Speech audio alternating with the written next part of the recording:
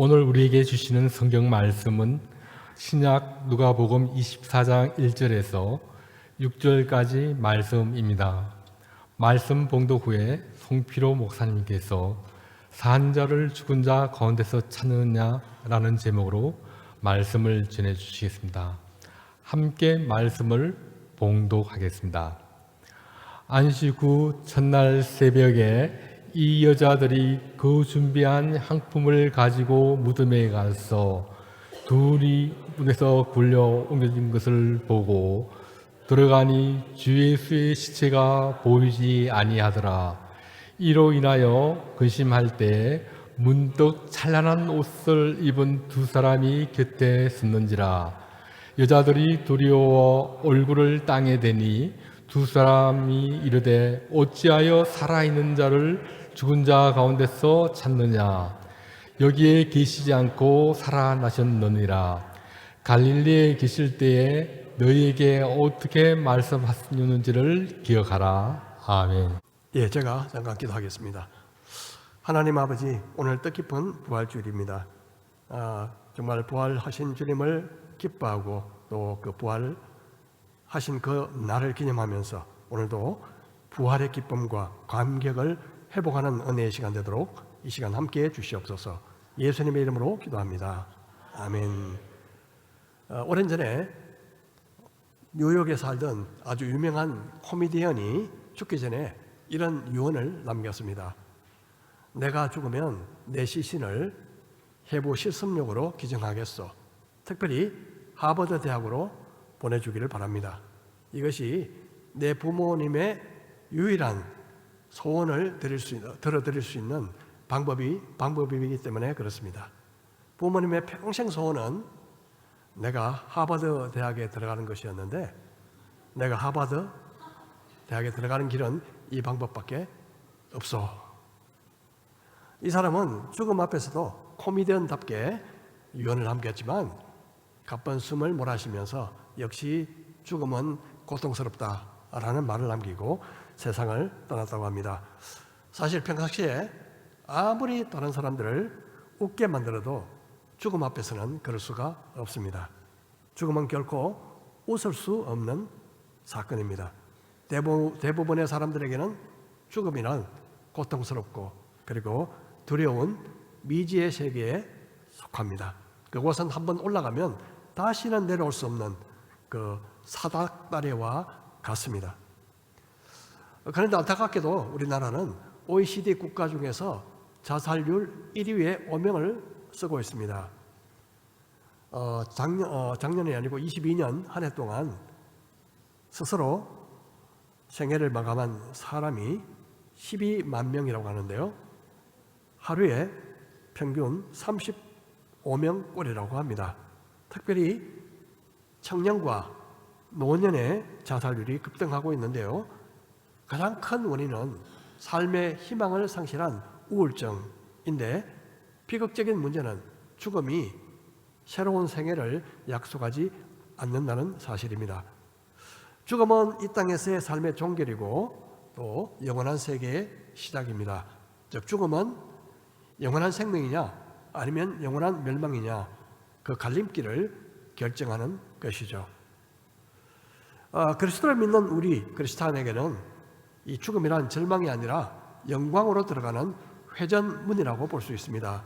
우리가 그렇게 믿는 근거는 바로 예수님의 부활에 있습니다.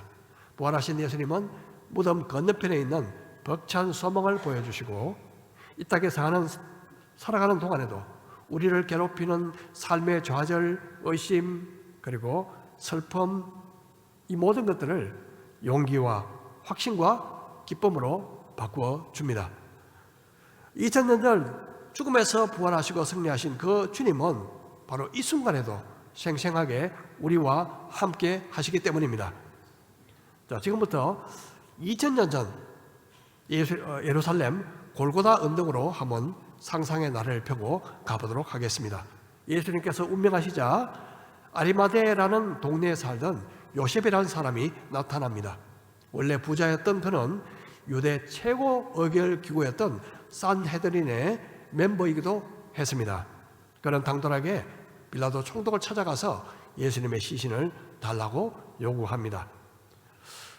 그동안 요셉은 자신이 예수님의 제자라는 사실을 공개적으로 드러내지 않았습니다. 하지만 주님이 돌아가신 이후에 결정적으로 자신을 담대하게 커밍아웃 한 것이죠. 이런 행동은 사실 자신의 명예에 대한 손상 그리고 비난을 자초할 수 있는 행동이었습니다. 하지만 그는 아랑곳하지 않고 빌라도의 허락을 받아내어 자기 자신을 위해서 준비했던 새 돌무덤에 주님의 시신을 옮겼습니다. 이때 한 사람이 갑자기 또 등장합니다. 그는 바로 산헤드린 회원 역시 회원이었던 니고데모였죠. 평상시 주님을 열심히 따라다니던 제자들은 하나도 보이지 않았고 그동안 보이지 않았던 이 두 사람이 극적인 순간에 등장합니다. 그들은 힘을 합쳐서 유대인의 장례법을 따라 향품과 함께 셈 앞으로 예수님을 둥둥 싸서 정성껏 장례 지내드렸습니다. 보면요, 주위를 보면 보통 때는 잘 드러나지 않다가 정말 필요한 순간에 불쑥 나타나서 도움의 손길을 내미는 사람들이 있습니다. 바로 아리마대 요셉 그리고 니고데모 같은 사람입니다. 최근에 제 고등학교 친구 하나가 초기 위암 진단을 받고 지난주 수술을 받게 되었습니다. 10년도 더 된 이야기이긴 하지만 부부 의사인 그들을 제가 점심시간 때 만나서 몇 개월 동안 같이 성경 공부를 한 적이 있었습니다. 그 후로부터 그들은 가까운 교회에 다니면서 신앙생활을 했는데요. 그의 아내가 유방암에 걸렸습니다.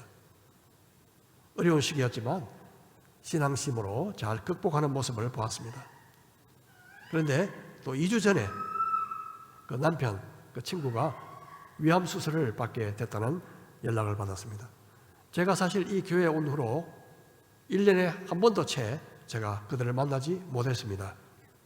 그런데 자신이 어려움을 겪다 보니 주변의 사람들, 특히 다른 친구들은 보이지 않는데 제가 보이더라 하면서 저에게 기도 요청을 했습니다. 평상시에 만날 기회가 거의 없었지만 고난 중에서도 그래도 기억난 친구가 되었다는 것이 얼마나 감사했는지 모릅니다. 간혹 평상시에 잘 보이다가 꼭 필요할 때 사라지는 사람이 있고요. 반대로 있는 듯 없는 듯 하다가 니고데모처럼 꼭 주님이 필요로 하실 때 그 자리에 나타나는 사람이 있습니다. 우리 모두 요셉과 니고데모처럼 꼭 필요로 할 때 그 자리에 등장하는 저와 여러분 되기를 축복합니다. 살다가 삶의 위기에 빠질 때 혹은 모든 친구들이 다 나를 멀리할 때 그 순간 나타나 가까이 다가가서 손잡아주는 친구가 되어주는 것, 이것이 바로 선한 사마리아의 정신이 아닐까 싶습니다. 요셉과 니고데모 외에 그들의 뒤를 따라가서 가만히 지켜보며 무덤과 예수님의 시신을 확인했던 여자들이 있었습니다. 이틀이 지난 후 안식 후 첫날 주일 새벽에 그 여인들은 미리 준비한 향품을 가지고 무덤으로 달려갔습니다. 그들은 가면서 무덤을 막고 있던 그 큰 돌을 누가 굴려줄 수 있을까 걱정했죠. 사실 이른 새벽에 그리고 그 큰 돌을 더구나 군병들이 지키고 있을 그 문을 누가 열어준단 말입니까? 그런데 놀라운 일이 일어나죠. 문을 들어본 적 벌써 돌이 굴려져 있는데 그 돌이 심히 크더라. 돌이 심히 크더라고 마가가 기록하고 있습니다. 분명한 사실은 여자의 힘으로 도저히 옮길 수 없는 무겁고 큰 돌이었다는 사실이죠. 그 사실을 알고도 새벽에 왜 무작정 달려갔을까요? 그만큼 예수님을 그리워하고 예수님을 사랑했다는 마음이 컸다는 증거가 아닐까요? 우리 인생에서 큰 장애물이 우리 앞을 가로막을 때 그것을 뛰어넘는 두 가지 방법이 있다고 생각이 듭니다. 그것은 바로 믿음이고 또 하나는 사랑입니다. 믿음은 하나님의 능력을 계산하지 않는 것이고, 사랑은 내가 치를 희생을 계산하지 않는 것입니다. 둘 다 계산하지 않기 때문에 때때로 무모하게 보일 때가 있습니다. 자기 사랑하는 자녀가 중병에 걸렸는데 내가 가진 돈만큼만 치료해 주십시오, 그렇게 할 부모가 있겠습니까? 정말 대부분 부모들은 할 수 있으면 내 생명을 바치더라도 모든 것을 쏟아 붓게 될 것입니다. 아마도 그녀들이 큰 돌문만 생각했더라면 발걸음을 도무지 옮길 수 없었을 것입니다.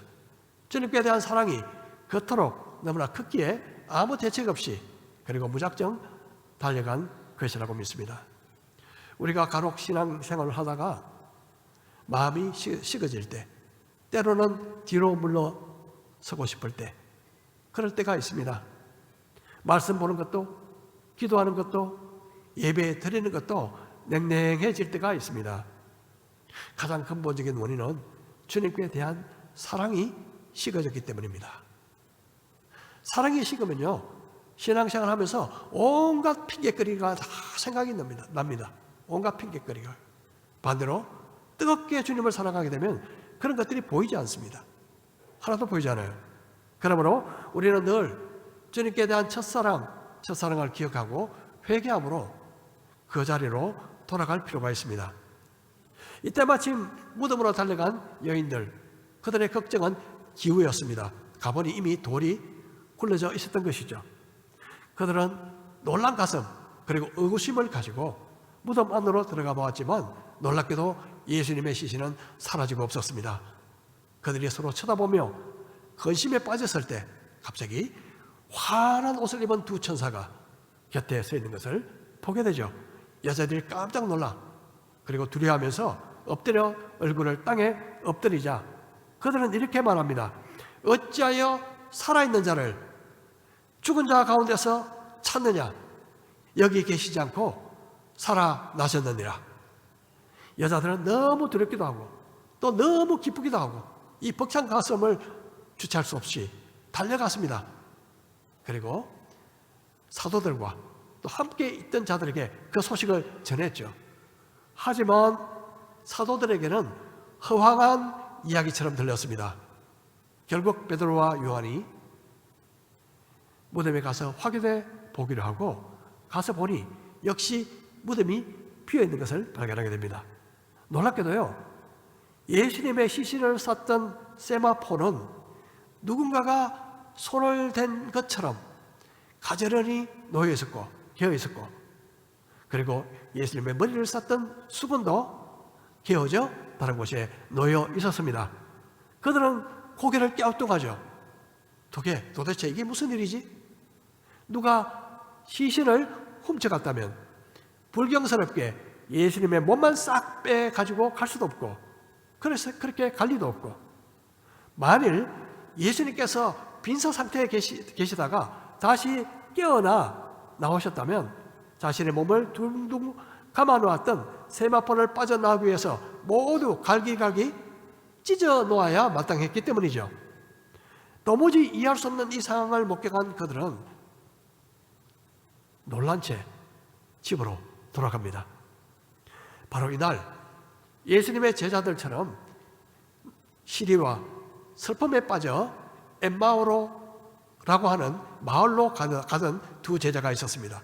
길을 가던 도중에 전혀 모르는 한 사람과 함께 같이 길을 동행하게 되었는데, 자연스럽게 이틀 전 예루살렘에서 일어났던 예수님의 비극적인 죽음과 그리고 뜬 소문처럼 나도는 부활에 대한 이야기를 하게 되었습니다. 그때 동행하던 분이 이렇게 말하죠. 미련하고 선지자들이 말한 모든 것을 마음에 더디 믿는 자들이여, 그리스도가 이런 고난을 받고 자기의 영광에 들어가야 할 것이 아니냐. 날이 저물자 그들은 간청하여 하룻밤 같이 유숙하자고 해서 집으로 들어가게 됐습니다. 식사를 위해서 축사하시고 그분이요 떡을 떼어 그들에게 건네주는 순간 갑자기 눈이 열렸습니다. 지금까지 함께 동행하시고 말씀하셨던 그분이 바로 예수님이라는 사실을 깨닫게 된 것이죠. 하지만 예수님은 순식간에 보이지 않으셨고 그 길로 두 제자는 예루살렘으로 다시 발길을 돌이키게 됩니다. 그들이 돌아가 보니 이 제자들과 또 함께 있던 제자 사람들이 모두 주님이 살아나셔서 시몬 베드로에게 나타나셨다는 이야기를 하고 있었습니다. 엠마오로 가던 두 제자들도 자신이 부활하신 주님을 만났다, 그런 놀라운 이야기를 했죠. 바로 이때 예수님이 친히 그들 가운데 나타나셨습니다. 제자들은 너무 놀랐죠. 유령인가 무서워하자 예수님께서 못 박힌 손과 발을 보여주시고 그리고 그들 앞에서 구운 생선을 드시는 모습까지 보여주시면서 이렇게 말씀하십니다. 이에 그들의 마음을 열어 성경을 깨닫게 하시고 또 이러시되 이같이 그리스도가 고난을 받고 제3일에 죽은 자 가운데서 살아날 것과 또 그의 이름으로 죄사함을 받게 하는 회개가 예루살렘에서 시작하여 모든 족속에게 전파될 것이 기록되었으니 너희는 이 모든 일의 증인이라. 예수님은 자신이 십자가에 못 박히시고 죽으시고 부활하실 것을 여러 차례 말씀해 주셨지만 제자들은 직접 목격하기 전까지 깨닫지도 못했고 또 믿지도 못했습니다. 그만큼 부활이 충격적인 사건이었기 때문에 그렇습니다. 하지만 분명 예수님은 죽음을 이기시고 부활하셨습니다. 무덤을 막고 있던 그 무거운 돌도, 세상의 어떤 권력도, 그리고 지옥의 권세까지도 예수님의 부활을 막지 못했습니다. 그리고 예수님의 부활은 겁쟁이 제자들을 순교자로 변화시켰습니다. 오늘날 우리 신앙생활에 한 가지 문제점이 있다면 그것은 주님의 십자가는 그렇게 강조하면서 부활은 다소 경시하는 경향이 있다는 것입니다. 십자가 사건은 정말 중요합니다. 십자가 없이는 죄 용서함도 없습니다. 우리의 구원도 없습니다. 하지만 십자가만큼 중요한 것이 예수님의 부활입니다. 부활이 없는 십자가는 더 이상 기독교가 아닙니다. 로마서 말씀입니다. 예수는 우리가 범죄한 것 때문에 내 줌이 되고 또한 우리를 의롭다 하시기 위하여 살아나셨느니라. 여러분, 만일 십자가만 있고 부활이 없었다면 우리가 죄 용서받고 의롭게 되었다는 사실을 어떻게 확인할 수 있겠습니까? 한 가지 예를 들어볼까요? 누군가 마트에 가서 잔뜩 물건을 사가지고 들고 돈을 지불하고 밖으로 나오는데 어떤 직원이 입구에서 가로막았습니다. 이 물건값을 다 치르셨나요? 예, 치렀죠. 어떻게 믿을 수 있나요? 그때 여러분 어떻게 하십니까? 호주머니에 있던 영수증을 보여주면서 이것이 증거입니다. 그 영수증을 본 사람은 예, 맞습니다. 안녕히 가십시오. 그렇게 하겠죠? 우리가 예수님을 믿었을 때 죄가 용서받고 의롭다 되었다는 증거가 있습니까? 어떤 증거가 있죠? 영수증 같은 증거 말입니다. 예, 있습니다. 바로 그것이 예수님의 부활입니다. 만일 부활이 없다면 믿거나 말거나가 되겠죠. 하지만 예수님이 부활하셔서 우리에게 확실한 증거가 되셨습니다. 예수님의 부활은 내가 나를 믿음으로 의롭게 된 것이 맞아 라고 최종 확인하는 영수증과 같다는 말입니다. 우리 현이가 오니까 아주 또 다른 생동감이 있는 것 같습니다. 예. 자, 그뿐 아닙니다. 예수님은 지금도 우리에게 살아계신 변호인이 되십니다. 우리는 예수님을 믿은 후에도 많은 죄를 짓고 살아가죠. 그 지은 죄 때문에 지옥 가는 일은 없겠지만 죄를 짓고 나면 사탄이 우리를 아주 신랄하게 공격하죠. 이렇게요. 야, 내 꼴이 뭐냐? 내가 진짜 믿는 게 맞아? 믿기 전이나 믿고 난 후에나 달라진 게 없잖아. 진짜 믿어? 믿는 거 맞아? 여러분, 이렇게 공격한다면 어떻게 방어할까요? 예수님이 부활하지 않으셨다면 딱히 막을 방법이 없습니다. 하지만 우리에게는 부활하신 주님이 계십니다. 그러므로 우리는 예수님께 가서 이렇게 기도할 수 있습니다. 예수님, 지금 사탄이 저에 대해서 말하는 모든 것들이 다 맞습니다.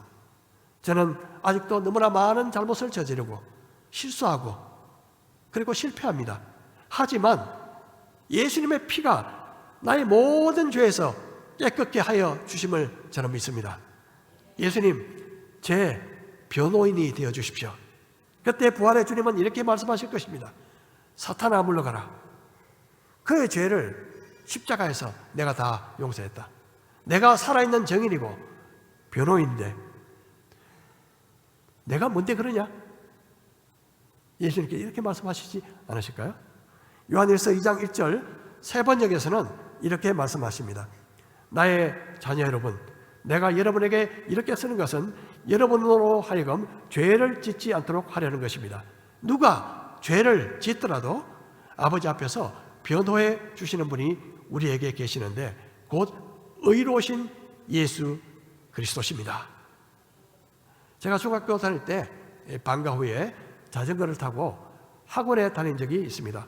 학원에 가면요, 늘 자전거를 관리해 주는 분이 늘 계셨는데 하루는 마치고 나와보니 자전거가 없어졌어요. 도둑을 맞아버린 거죠. 그래서 학원 책임자에게 가서 사정을 말하니까 너 책임이야, 우리 책임 없어, 그렇게 하는 거예요. 그래서 그 당시에 저와 함께 살던 외삼촌을 데리고 갔습니다. 어른. 그러자 그 책임자가 벌떡 일어나더니 나는 말이에요, 손가락 하나 까딱하면 경찰이, 그 당시에는 순경이라고 그랬습니다. 경찰을. 순경이 익하면 앉고 이러면 서고, 나 그런 사람이요. 그렇게 큰 소리를 치면서 위협하는 것입니다. 그래서 할 수 없이 나갔죠. 어디로 갔겠습니까? 파출소로 갔습니다. 순경을 경찰을 데리고 갔습니다. 근데 그 책임자가 그 순경 경찰을 딱 보니까 갑자기 의자에서 탁 일어서는 거예요. 아니, 이상하다. 자기가 딱 하면 순경이 앉고 이러면 일어선다 그랬는데 자기가 왜 일어서지? 그렇게 큰 소리를 친 분이 말입니다. 그 순경이 저희 이야기 다 듣더니 한마디만 딱 하고 갔습니다. 제가 생각할 때는 이 학원이 잘못인 것 같습니다 하고 딱 가버렸어요. 어떻게 됐겠습니까? 결과가 잃어버린 자전거보다도 훨씬 더 좋은 자전거 변상받았습니다. 여러분, 사탄은 우리에게 큰 소리를 치지만요, 우리의 변호인 살아계신 주님을 모시고 가면 꼼짝 못합니다. 믿으십니까? 왜냐하면 그분은 부활하셔서 살아계신 하나님의 아들이시기 때문에 그렇습니다. 주님은 지금도 살아계셔서 우리의 변호인이 되십니다. 누가 우리에게 너 죄값 받아야 해 주장한다면 주님은 친히 못 박힌 손자국을 증거로 보여주시면서 그 죄값 내가 다 받았어, 그렇게 변하실 것입니다. 만일 부활이 없다면요, 이런 것들이 다 불가능한 일이죠. 또한 주님은 지금도 살아계시기 때문에 날마다 우리를 만나주십니다. 요한계시록 3장 20절 우리 같이 한번 읽어볼까요? 시작. 볼지어다 내가 문 밖에 서서 두드리노니 누구든지 내 음성을 듣고 문을 열면 내가 그에게로 들어가 그로 더불어 먹고 그는 나로 더불어 먹으리라. 빌리 그레함이 오랜 전에 서울 집회차 서울에 왔을 때 많은 신문 방송 기자들이 몰려와 그에게 한 가지 질문을 던졌습니다. 목사님, 예수 그리스도가 오늘도 살아계십니까? 이때 그 빌리 그레함의 대답 한마디가 그들의 말문을 닫게 했습니다. 예, 그렇습니다. 저는 오늘 아침에도 주님과 대화를 나누었습니다. 여러분, 이 부활절 예배 오시기 전에 주님과 대화를 나누셨습니까? 어떻게 대화를 나누죠? 기도를 통해서. 기도를 통해서. 우리가 기도할 수 있는 이유는 주님이 부활하셔서 지금도 우리 곁에 살아계시기 때문입니다. 기도는 하나님과의 대화입니다. 만일 예수님이 부활하지 않으셨다면 기도가 무슨 소용이 있습니까? 그냥 헛된 독백이나 그리고 공허한 주문에 지나지 않는 것이죠. 주님이 살아계시기 때문에 우리의 기도가 의미가 있고 또 우리의 기도가 응답이 있는 것입니다. 많은 그리스도인들의 신앙은 2000년 전에 십자가에 죽으신 예수님께 고정되어 있습니다. 그저 내가 예수 믿음으로 죄 용서함 받았다는 사실로 만족합니다. 하지만 주님이 다시 사시지 않으셨다면 주님은 내가 믿고 의지할 대상이 되지 않습니다. 그저 신앙이란 그분이 죽고 나신 이후에 남긴 윤리적인 교훈을 배우고 따르는 것에 불과하게 될 것입니다. 그것은 신앙이 아닙니다. 그것은 신념입니다. 신념에 불과합니다. 신앙은 믿고 의지하는 것이죠.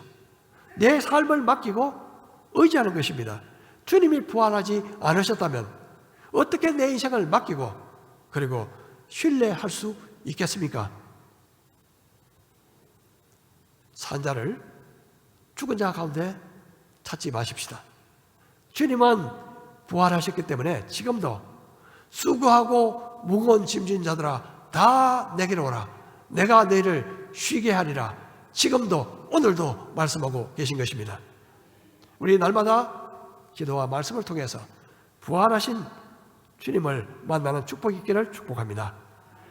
마지막으로 부활은 우리에게 살아있는 소망을 약속합니다. 베드로전서 1장 말씀입니다. 우리 주 예수 그리스도의 하나님 아버지 하나님을 찬송하리로다. 그의 많으신 긍휼대로 예수 그리스도를 죽은 자 가운데서 부활하게 하심으로 말미암아 우리를 거듭나게 하사 산 소망이 있게 하시며 썩지 않고 더럽지 않고 쇠하지 아니하는 유업을 있게 하시나니 곧 너희를 위하여 하늘에 간직하신 것이라.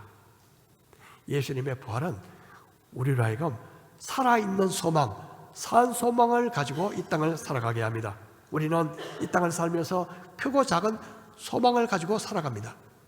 좁은 집에 살아가는 사람은 좀 더 큰 집에 살고 싶은 소망, 직장인들은 좀 더 높은 직책으로 올라가고 싶은 소망, 그리고 젊은이들은 좋은 배우자를 만나 행복한 결혼을 하고 싶은 소망, 이런 소망이 있죠.